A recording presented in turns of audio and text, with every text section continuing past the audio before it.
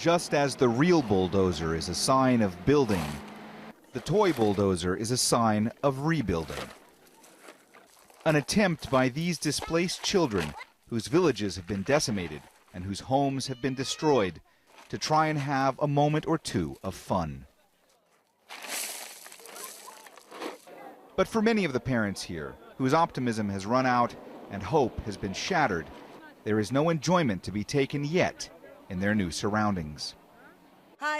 Look at my son. He's 12. His future is gone. My other son, his future is gone too.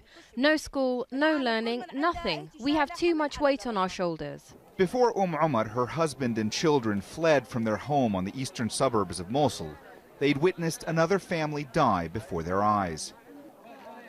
While she's glad to be away from the fighting, she's also worried they won't get enough aid, and doesn't believe voicing those concerns will make much of a difference. Who would listen to our voices, even if we talk? Who would listen to us? No one. There's nothing more to say. People keep promising. Please, help us. My husband has been out of a job for quite some time. Other members of my family are also out of work. We're devastated. Echoes of those sentiments are all around northern Iraq's Hassan Sham camp for the internally displaced.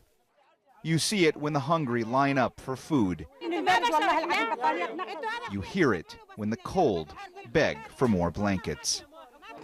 This camp opened just over a week ago, and already there are almost 11,000 internally displaced people here. That means that in that short amount of time, this encampment has almost been filled to capacity. Many here, still traumatized by violence, are doing what they can to help those who are even less fortunate than they are. There's a woman who's been living in a tent alone, and she can't leave her children behind. She's been living here 8 days. She wants a kerosene heater, and this is her voucher. But they say there are no more kerosene heaters. As aid groups struggle to collect and distribute enough supplies, expansion of the camp is already underway. Now, despair seems to be growing as quickly as this location. The newly displaced fear this new reality may become permanent, even as they begin living in a camp that was only supposed to be temporary.